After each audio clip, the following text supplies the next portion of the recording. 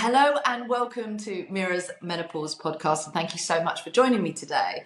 I am, as you know, I love chatting to lots of wonderful and inspiring people, and today is no different. And I am really honoured to be joined by Joanna. Joanna, thank you so much for joining me. I'm gonna give you an opportunity to introduce yourself and tell us who you are, what you do, and what kind of brings you to the world of menopause, I suppose. Let's start with that. So Joanna, welcome. Thank you for having me, Meera. It's nice to be back here. So I am Joanna Michaelides, and so the world of menopause.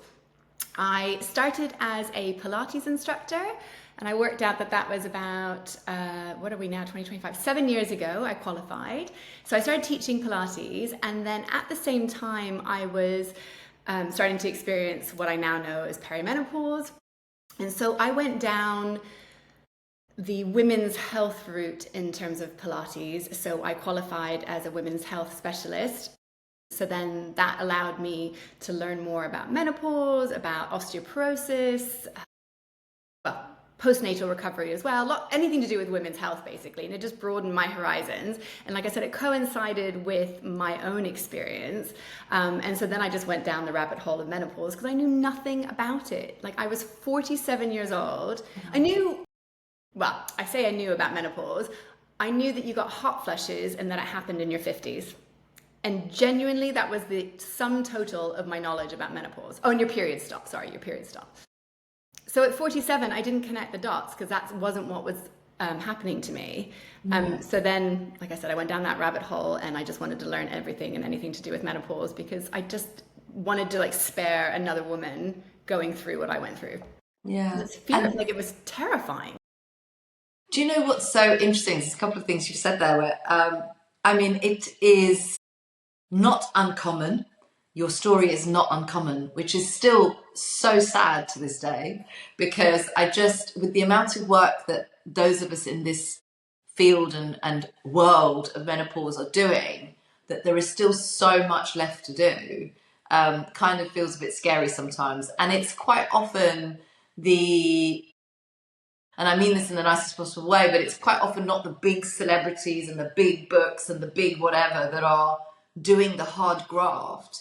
It's the everyday people that are teaching classes and speaking to small groups of women within the community that are actually making the difference. I think what's so fascinating, Joanna, is that you were already into Pilates, right? So you were already into, and you supposedly being in the health and fitness world, which is what we're in, knew nothing about menopause firstly until it started happening to you, and then those age-old myths that you were talking about.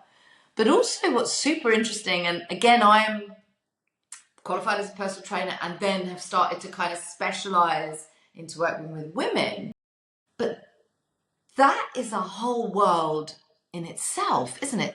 There is so much to learn within that. You touched on a few of those things. Yes. But how did that really differ to the Pilates that you were taught kind of generally, when you qualified? So for me, the biggest thing that happened in perimenopause was that I started experiencing pelvic floor dysfunction, which had, not been an issue for me until then.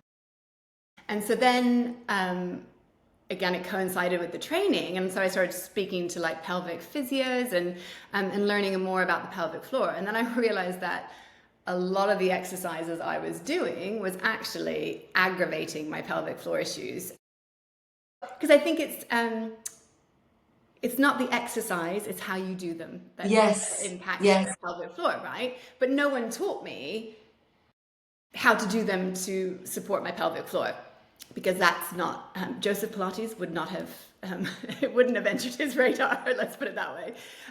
So then I just kind of had to relearn and rethink and adapt more importantly, adapt the exercises.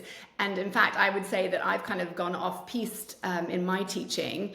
I do kind of less and less genuine Pilates and more kind of functional movement and pelvic floor, supportive movements and things like that.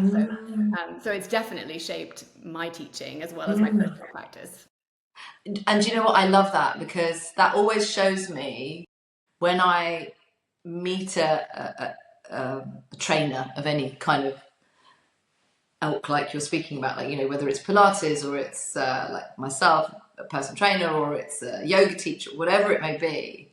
I love it when they start to go, well, I was kindly like, this is my own method. I love that, Yeah. because what that teaches me, and then simply because I do it all the time, but what that teaches me about that person is that actually they've got a really good understanding of the original text and learning, but actually have moved it into today's day where we are suddenly finding out so much more about women. As an example, I'll give you an example. Women that I see, and this is just my cohort of women that I see, so I can't speak generically, this is not a research study, No. but just from my own experience, limited experience as it is, I see a difference even between, and it's really interesting you say about aggravating the pelvic floor, because that is such an interesting point, which I think I would really like to tackle. But I see a real difference between women who have had vaginal births and women who've had cesarean sections in terms of their connectivity with their pelvic floor and that kind of lower abdominal area, when I'm trying to get them to connect something to a squat or a deadlift or a this or a that, because quite often that's where it goes. That's where women will struggle. They'll go up to a certain point, and then suddenly you know that that area is coming into, like, what's going on.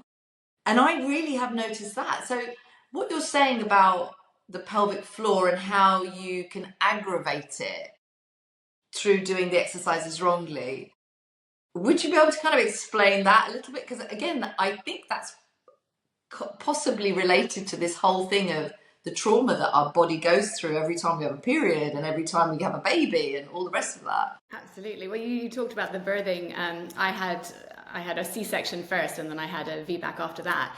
And I definitely, my lower abdominals has no sensation, right, where the C-section scar is. So the mind mapping, like the brain connecting to that part of my body, just isn't there, right? Yeah. So I know for me, I've had to like place like a little weight on my abdominals to kind of really get my brain to recognize that part of my body. So that could be what's happening with your clients there too. Yeah. But so with pelvic floor dysfunction issues, it's to do with the inter-abdominal pressure. So basically how we're breathing, and when we inhale versus when we exhale, we are creating different pressures, right? And just through, I think I would say, modern life, posture, how we live, we're not optimizing our breathing capacity, right? So when we are restricted, which a lot of women are from potentially from breastfeeding, kind of that slouchy position, even just being pregnant, our ribs have expanded and moved and maybe not gone back to where they, optimal alignment. So they're restricted. And then you throw in modern day life stresses. A lot of us breathe shallowly, that's not even a word, shallow, up in our neck muscles and our shoulders. So there's creating tension there, rather than expanding the breath into our rib cage and abdominals. So that is where the issue comes in. If we have too much intra-abdominal pressure, just by virtue of what it is, it's pushing down. The pressure is pushing downwards, and your pelvic floor is like, help. Right. So it's trying to mitigate that by trying to create more space, more volume, by increasing volume. Yeah. You reduce pressure. Right. Apparently physics 101, not that I ever studied physics, but so we want to try to increase our volume, and the only place in our body that we can do that is in our rib cage. Right. Yeah, so getting those ribs moving more will then help to reduce the pressure. I mean, that is just one of the things that we can do. But and when we take, I think it's like 20,000 breaths a day, you can see how that would have a massive impact on your body. Yeah. And your pelvic floor, because if you're doing something inefficiently 20,000 times, it's Yeah. going to pay, you know, it's going to add up, isn't it? Yeah. Yeah. Oh my So it's gosh. fascinating how just simple, like, forget about the Pilates, just the breathing can Breath make work. such a profound difference to not only our pelvic floors, but our bodies and our minds. It's amazing. Oh my gosh, that's fascinating, isn't it? Because like you said, it's something we do every day, don't even think about We it. just don't even think about it. And I have to, I mean, hand on heart, like when I was going through my Pilates training, I was sort of dismissive about the breathing. I was more about the exercises and learning the movements and all that kind of thing. I'm like, yeah, the breathing, I'm breathing. What's the, and it was genuinely the last kind of penny to drop, that it was like, that is what it's all about. And that makes the biggest difference. And that's what makes kind of movement so special, is when you can integrate those two. And Yes. Yeah, totally. Totally. I'm very much all for that, and very I try and bring all of that into the work that I do with my clients in terms of personal training. And what's interesting is I always make sure that I, you know, whenever or as soon as they're ready and they have capacity to supplement and add on something, it will usually be a gentle nudge towards Pilates, because I tend to find that that really supports their, well, overall well-being, but also their strength and kind of how they're connected and their connectivity. But how, Joanna, I'm interested, you know, why and how does Pilates support women going through the stages of menopause? Why it, yeah, does it? How does it? Like, yeah. why is it important that we kind of think about that as a, not just an added extra, but something that we should be doing? You know, a modality of exercise, I believe, is important. Oh, well, I do too. I always describe it as kind of like your lingerie underneath your clothing. Like, it's that kind of foundation that everything else is built upon. And so Pilates kind of, it works on the stability, the mobility, the flexibility, but in a really low impact, sort of gentle way, which is why I think it is so ideal for menopausal women. Yeah. And it's so adaptable as well. Like you can do it seated, you can do it standing, or you can do it on the floor. And I'm talking about like mat Pilates rather than equipment Pilates. Yeah, yeah.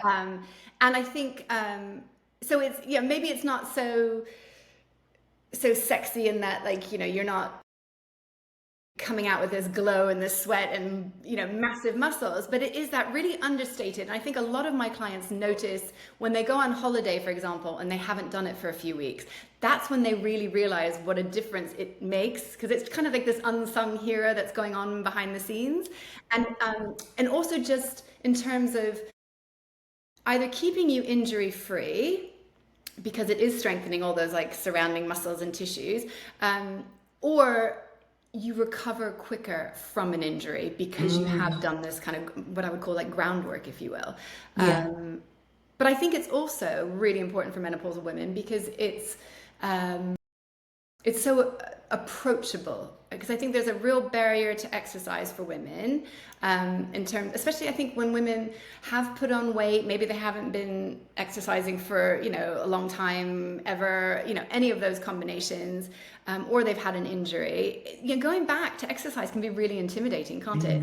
And you throw in like going to a gym, and I mean, I am work in fitness and I find gyms intimidating. Oh my gosh, they are, definitely. Right? I do too, believe me. Yeah, I would never sign up for that. Like, I'm way more inclined to sign up with a personal trainer in the privacy of my home so I can embarrass myself there.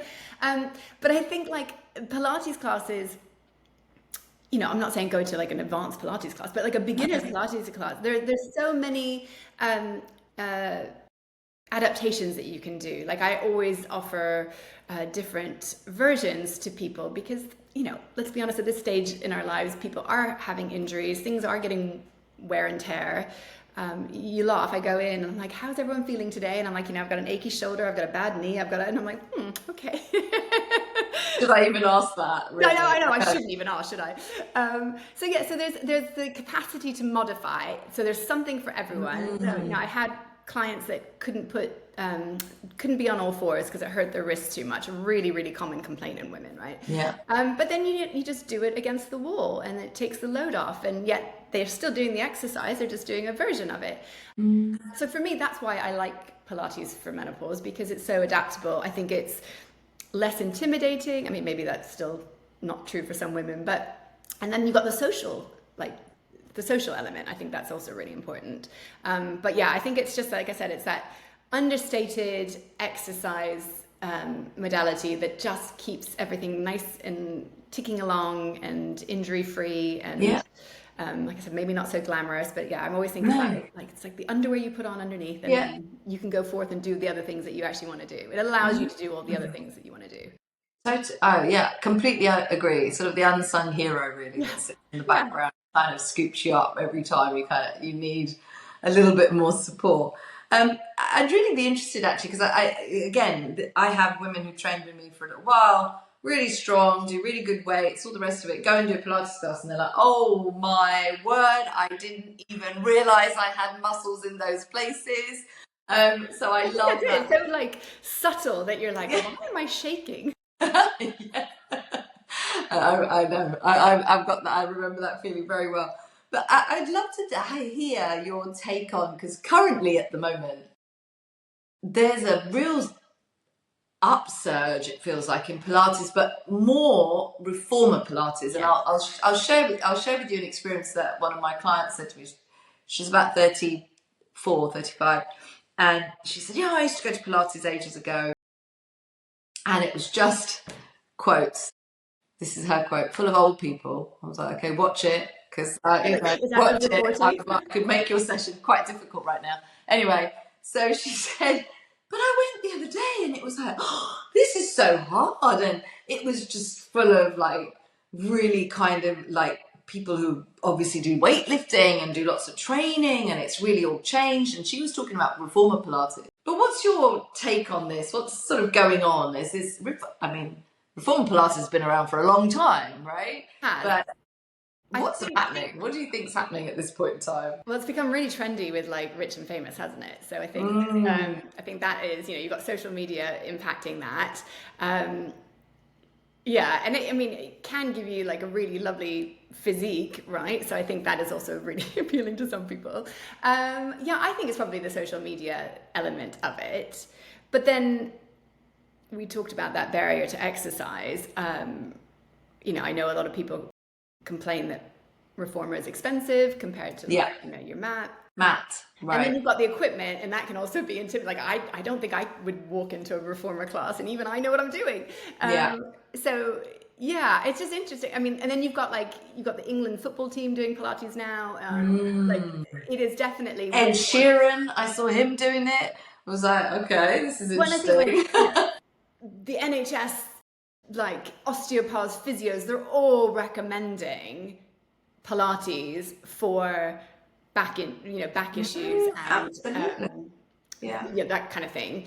Right. And I think Joseph Pilates designed reformer so that, like, because of the springs and the pulleys, to understand your kind of have spatial awareness of where you are in space and where your legs and arms need to go. It gives you something to push and pull against. Whereas when you're lying on the mat, you're just surrounded by space. It's really hard to kind of know where to go and where to go. So it was used as a tool to teach you mat Pilates. And so so that way around as opposed to the other way around. Yes. Nowadays, because I remember mine when I was going on one-to-one for Pilates, it was mat first, then you went on the equipment. Yeah. How amazing. I didn't know that. Isn't it? Yeah. But yeah, it probably is that way around now for most people.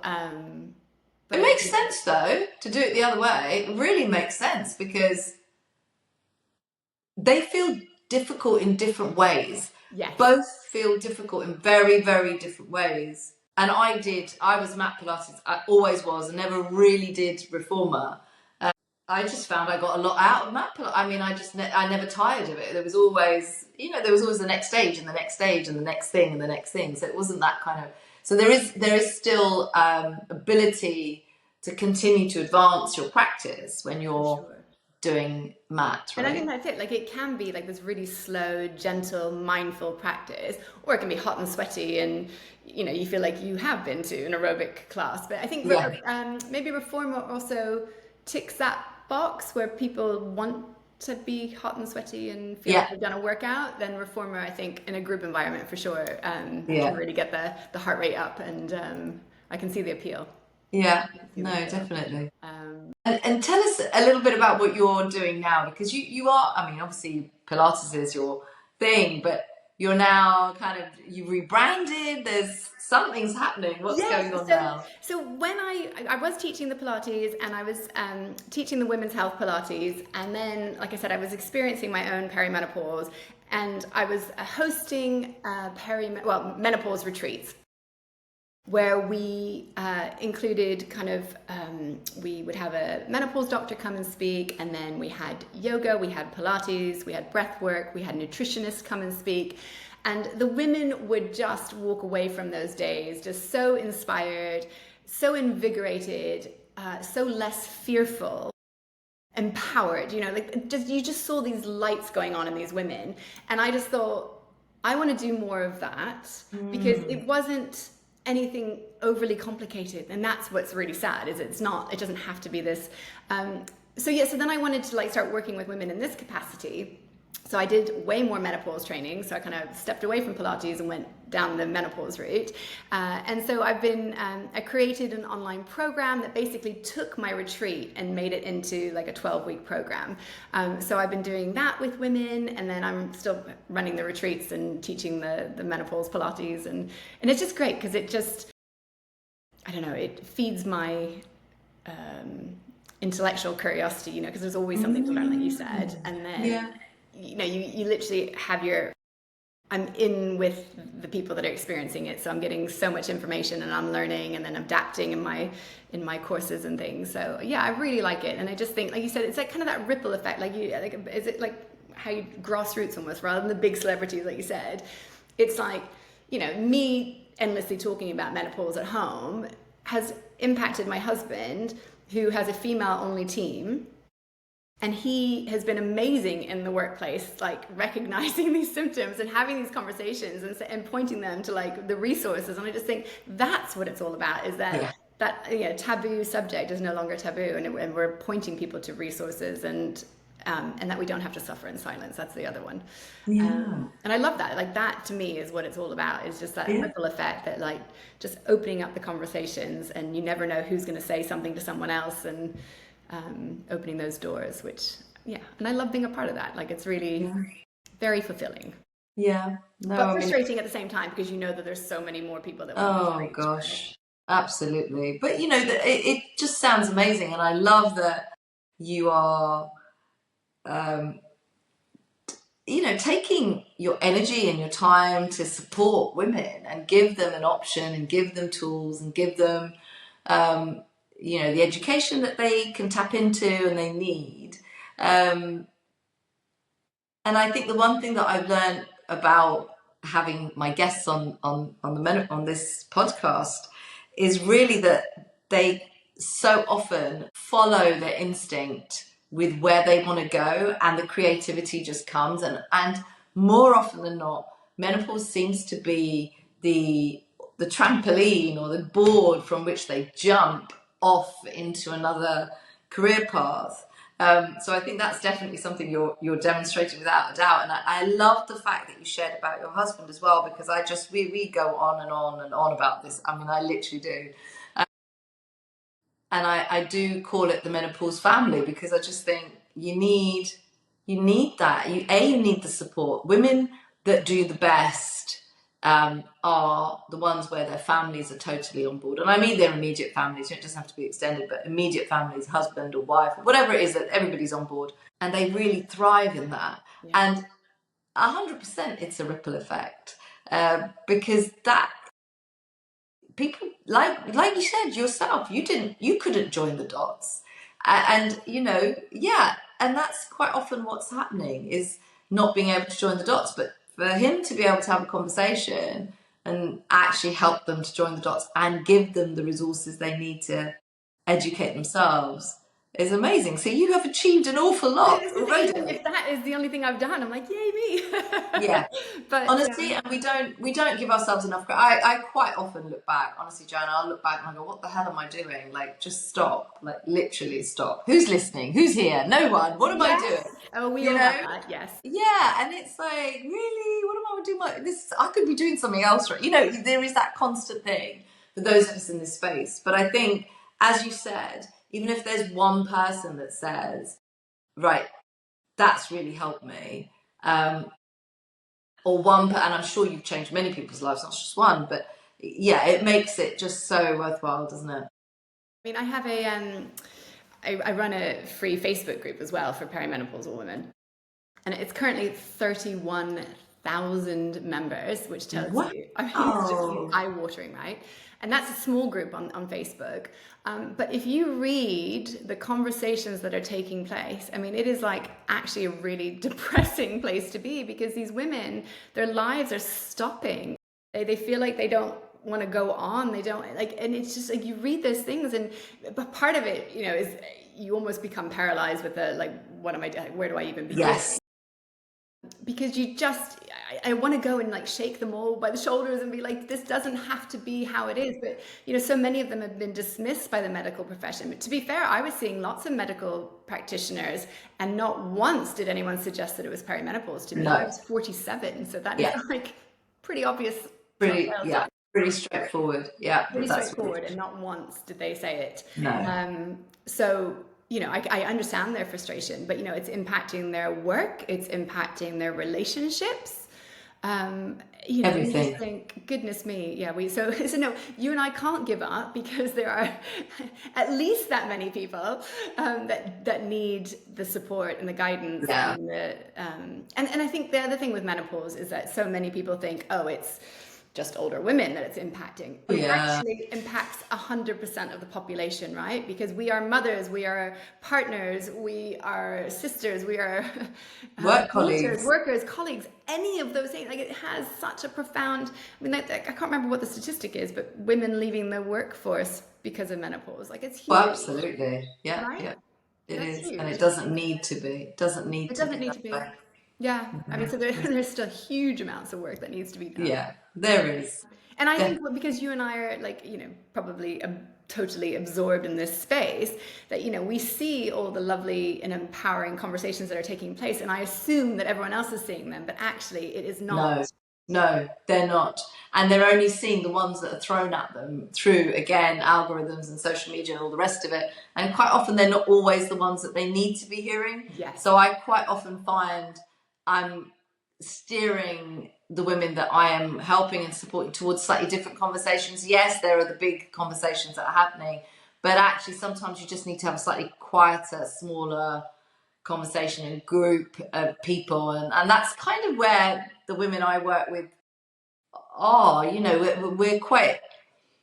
we're all quite happy where we are. There's not many of us, but we're good, we're happy, and we've just recently actually created a book club, and it's brilliant because it's a book club where you don't have to read the book, and I love that because I couldn't read, Joanna. I was an avid reader, 2 or 3 books. I couldn't focus long enough.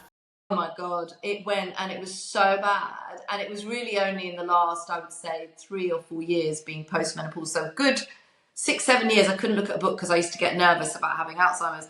The last sort of 2-3 years I started to think, no, I've got to be able to do this. And it was a conversation with one of my friend's husbands. And he just said, and everything he was talking about was what I was experiencing. And I looked at him and I went, but you're not going through menopause. And he went, no, I'm not. But he said, listen, it's really simple things. I was really? He said, yeah, if you read your book late at night, you're not going to remember what the character is or whatever it is, you know. You're not going to be able to focus because you're tired. It's like, oh, okay. So, you know, it was that penny dropping. And now, and I also got thrown off a book club because I couldn't read fast enough because I was having these anxiety. Anyway, so I thought, right, ladies, let's do a book club. And we love it because you can just join in. You don't have to read the book. You can share our experiences. And it's great. But Joanna, I think that's the key, isn't it? It's that inclusivity, that exception, that there's nothing wrong with you. You are fine. You are meant to be going through this. It's absolutely horrible. You're meant to be going through it. And I think that's key. I'm gonna start to I want to ask you a couple of questions, and I want to make sure we cover. I want to, because I know a lot of people ask me this, and it's always about, well, how often should I be doing Pilates, and when should I fit it into my routine? And because it's sometimes it's like all or nothing, isn't it? You do Pilates every day for 3 weeks, and then suddenly you're like, oh, I'm really sore and I can't do it anymore. So, in your opinion, what would a really balanced approach to Pilates and including that in your life be or look like? Yeah, I would love for women to go to a Pilates class and get the social element and spend an hour doing Pilates, but then life is life, and I think in terms of like long-term benefit, I would rather have someone do 5 minutes every day. Just little, like almost like movement snacks, where you take 3 Pilates moves and you do them, whether it's, like a little roll down as you wake up in the morning to stretch your spine, those kind of things. I think that is, I always think of, for me personally, and I know I am an instructor, slightly different, but I do genuinely believe that Pilates is more of a way of life. And a way of, it doesn't have to be the big workout it's just kind of having that mindful movement, getting on the floor, stretching. I do it in front of the TV. I mean, my children and my husband just roll their eyes at me. But it just, especially at the end of the day when your back is a little bit grumpy. So it doesn't have to be this complicated thing. I think the simpler we make it for women, and it also has to be an enjoyment factor. If you don't enjoy movement or a particular exercise, you're not going to do it. I mean, we've all joined those classes and we're like, oh, I should do this, and you're like, I hate it. You're just never going to do it, are you? So I would much rather focus on the quality of your movement in terms of like actually doing it, and the enjoyment factor, because that's what's going to keep you doing it. And for me, like, Pilates is the only form of exercise that I have done religiously every week for, I think I'm now on my 15th year. Wow. Yeah, and like it doesn't even occur to me not to do it anymore. No. Because for me it's like coming home to me, my body, and but like I said, I mean, I obviously have a very particular passion for it, enough to want to become an instructor, and it doesn't have to be to that level. But I think if we also turn the narrative around exercise, rather than being like a punishment for what we do. Absolutely. It's like a way to love on your body and nourish her and give her what she needs. I think that is, and also just the headspace, right? That for me is what Pilates does, is like I switch off all the noise and I just go internally, and it's my happy place. So I think whether it's Pilates, find your happy place, right? And do it. Yeah, because I think this all or nothing is not really helpful, is it? And I think even the science behind it has found that like little movement throughout the day is better anyway. Exactly.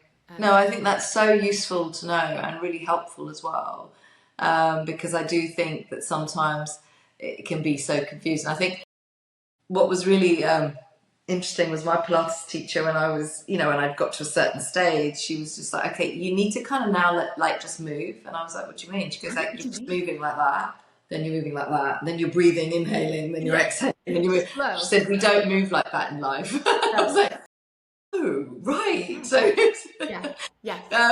it's true. It was almost like that, the moment where you thought, okay, well, I'm putting the kettle on, hold on a minute, I'm just going to practice something here. Or like you said, you're in front of the TV, I'm just going to practice something here. And I do like that word practice, because I think it's a continuous practice. You're never, there's no perfection to it. It's just a continuous evolvement, isn't it, of you and your body and your mind. Exploring the movement, and you're like, what feels good today? What doesn't feel, because that's the thing. I say this to my clients all the time. You have to meet your body where it's at. Today. Historically, I was guilty of that as well. Like, you just push through and you do, like, they told you to do 10, so I'm going to do the 10. But actually now I'm kind of like, my body's saying no after 6. We're going to stop. Yes. Or today, rather than like trying to do the most extreme version, which again, my ego probably would have taken me to 10 years ago. Absolutely. Like, actually, today my body wants more of a hug than a a challenge. So Yeah. yeah, I think it's just giving yourself permission. I think that's the beauty of menopause is you do start doing that and you're like, what do I actually want? Yeah, I don't need to do this. I want to do it. Yes. I need to do it for me. I don't need to do this for anybody else. You're so right. Yes. Yes. Yeah, And I you're think that is so right. so yeah, so I would invite anyone to try Pilates, but Fantastic. it's Oh, I mean, I'm sure after this they will have a slightly better understanding as well, but also kind of understanding as to why it's important for women, and that slight nuance and the differences, because I think that's huge. I don't think that's given enough credit. I don't think Pilates is used as a tool enough within women's health at all. no. Gosh, now I always ask this question. I think you might have answered some of it, but I always ask this question to all my guests, which is if you could share one thing that you are doing, practicing, doing, or have done that has really shifted things for you, what would that one thing be that other women could access, other people could access? Yeah. So like adding to their toolkit. Yeah. I'm going to go with the breath work. Mm. I think breathing in its simplicity, and I think that's probably why it's dismissed because it doesn't, kind of go, what could it really do for you? But I've had a few clients. It's interesting. I've got one client that has high blood pressure, and he's been told to like monitor his blood pressure, right? And so he started practicing breathing techniques while the monitor was on, and he visibly saw the numbers immediately go down. And it's like, and that's when the penny dropped for him. Like he was like, wow. I mean, it is that instantaneous. Yeah. So I think, yeah. Yeah, I was going to say the other thing for me that happened. I mean, I Ashtanga yoga. I sort of Pilates for many, many years, and then kind of moved along to Ashtanga yoga. The similarity, the connection is so strong between the two practices and disciplines for me. So it kind of makes so much sense when we're doing things. And my yoga teacher is again one of those people who kind of is like, I don't want to be pigeonholed down a thing, so she kind of brings lots of things into it. But one of the things that I have noticed is that when I do that, and now my yoga practice is all about that connection with the breath. One of the things I noticed is the days I don't do my practice, I get a real sense of overwhelm. And the days I do practice, because it's breath, breath, breath the whole time, whether I'm upside down or standing up straight or whatever it is I'm doing, it doesn't matter. That connection for that, however long I do it, with my breath, regular breathing, really helps to give me focus, calm my brain. So I think you're right about breath work. I think there's so much there, and it's free, and it's there, and we don't tap and it's into it. it's I'm not saying it's easy because obviously we No. all have patterns, and actually surprisingly you say breathe and of course we all do it automatically. Yeah. What we're doing our job, but there's improvements, and that can be challenging. I did a 1 hour one-to-one with someone that had me practicing breathing. I honestly it felt like I'd run a marathon afterwards. Yes. It was exhausting. Like the Yes. concentration and the effort. And like I said, I couldn't feel my lower abdominal. So we were trying to draw the brain. I honestly, I could have just slept for the rest of the day. Yes, it is exactly. That's exactly it. It's because you do have to connect in such a way. I love that. It's also beautiful. So you said it calms that. And I think that mind is something that really comes up in menopause, doesn't it? Like that active, crazy thoughts all the time. Yes. And it can't cope anymore. You don't have that, do you? You don't have the ability to kind of sort of compartmentalize. Like I can't anymore anyway. For sure. It's so I love that whole thing about connecting to today, connecting to now, being present with that breath. It just, the simplicity of it is complex in itself, but it doesn't need to be. It doesn't need to be. But very underrated. And yeah, totally. I have so loved this conversation. Thank you. I just, I want people to know where they can find you, a little bit more about your programs or what you offer, your retreats. Please could you share, and hopefully we'll get people coming to come on board with what you do as well. Yeah, I would love to. So I'm on Instagram. It's Joanna M Wellness. Yeah, I try to pop on there as often as I can. I'm also on Facebook, the same. The program I have is called the Perimenopause Protocol. And it's been really successful for the women that have gone through it. And it is genuinely life-changing. I'm not, it's just, like I said, it's just having those tools, isn't it? And then they go from despair to like feeling like, okay, it doesn't mean that their symptoms have all gone away and that they're not still, needing to lose weight and all that. It's just having that, that capacity and that it is the tools, isn't it? Knowing that you've got something to like go to support you, it just makes all the difference on your journey. So I offer that, and then I've got like smaller programs as well. Like I do a 30-day hormone reset program, which is just a little bite-sized chunk of that, and then my menopause retreats. They're obviously in person. Maybe I should do a virtual one. So I'm in Hertfordshire, so that's not going to be so accessible to everyone. But those I'm trying to run. I used to run them 3 times a year.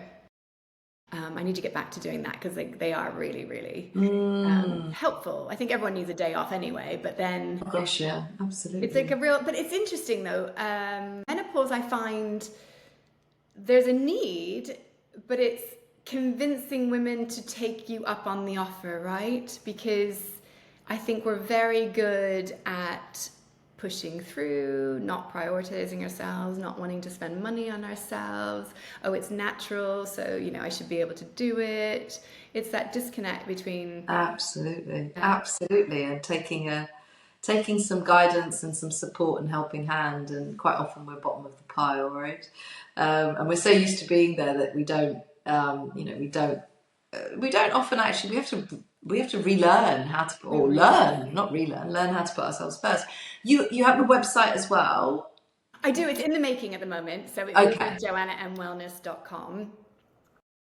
Perfect. Because the rebranding, it sounds it's exciting. Great to rebrand. We love a good rebrand. It sounds really good. Well, because I realized I'm doing so much more than Pilates. Yes. Pilates website just didn't make any sense anymore. No. So I think. Yeah. Absolutely get it. I've done it a couple of times now because I've kind of evolved, and that's important. So it's lovely that you realize how time consuming it is, and then then it doesn't get done, and here we are. But you know what? You're still doing what you need to do, and I think that's what's really really important. Joanna, thank you so much for joining me. If just stay there for a second, I just want to say thank you to the listeners for listening, and thank you for joining me today. And if you have enjoyed this podcast, there are lots more as well. But if you could if you could save, if you could follow, you could share, all of those things would be fantastic, because we'd love to get this podcast out to more and more and more and more women and men and everybody really. So please do. And if you've got any other suggestions or you'd like different topics covered, I am more than happy to do that as well. But for now, I am going to say thank you to Joanna for joining me. It's been such a pleasure. Thank you so much. Thank you for having me. It's been a delight talking about all things menopause. I love it. Thank you.